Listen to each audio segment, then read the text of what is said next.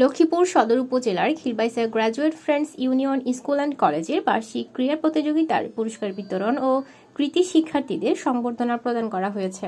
মঙ্গলবার 25শে ফেব্রুয়ারি দুপুরে বিদ্যালয়ের করিমুন্নেসা মিলনায়তনে এই আয়োজন করা হয়।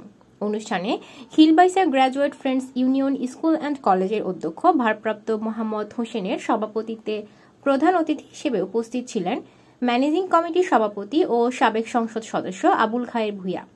বক্তব্য রাখেন খিলবাইসা উচ্চ বালিকা বিদ্যানিকেতন পরিচালনার কমিটির সভাপতি চৌধুরী মঞ্জুর মোর্শেদ, সদর উপজেলা পশ্চিম বিএনপির আহ্বায়ক আব্দুল করিম ভূঁইয়া মিজান, যুগ্ম আহ্বায়ক ফখরুল ইসলাম স্বপন, বশিকপুর ইউনিয়ন বিএনপির সভাপতি অ্যাডভোকেট মাহবুব খোকন, জেলা স্বেচ্ছাসেবক দলের যুগ্ম আহ্বায়ক জাকির হোসেন ভূঁইয়া প্রমুখ।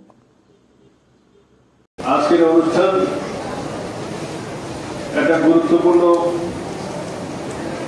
এই কারণে আমি মনে করি আমাদের এই কলেজের 3 জন কৃতি ছাত্রী তারা জিপি 5 পেয়েছে এবং আমাদের এটা একটি নতুন কলেজ হিসাবে আমাদের এই শিক্ষক, অভিভাবক এবং ছাত্রছাত্রীদের জন্য একটা গৌরবের বিষয়।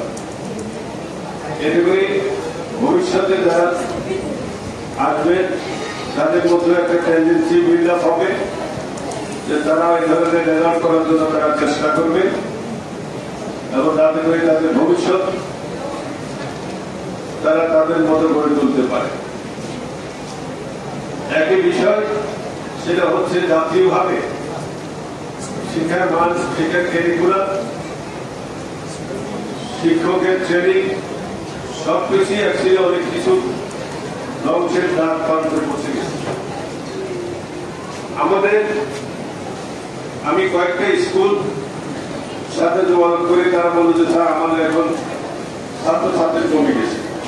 তা আমি বললাম যে কারণটা কি, আমরা তো বুঝতে পারছি না।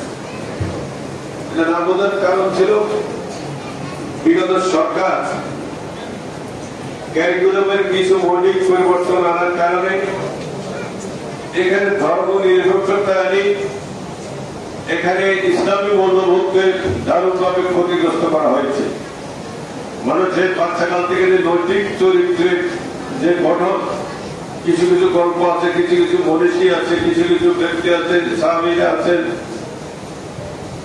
এবং চার খলিফা আছেন, এদের জীবনী পড়ি মানুষের মনের মধ্যে আস্তে আস্তে উদ্বুদ্ধ হয়, তাদের জীবনটাকে সেভাবে গড়ে তোলা হয়।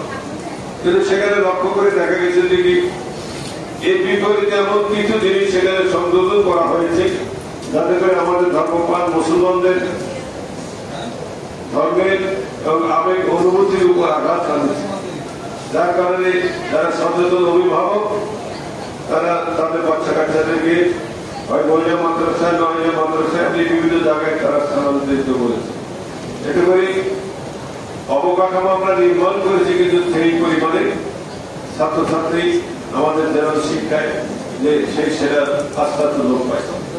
এখন হয়তো দেখা গেছে যে আমরা কিছু পরিবর্তন হচ্ছে, ভবিষ্যৎ আরো পরিবর্তন হবে, তাহলে সেটা আবার একই পর্যায়ে। কিন্তু যে পর্যায়ে আসুক যেখানে থাকুক, কিন্তু লেখাপড়ার কোনো বিকল্প নেই।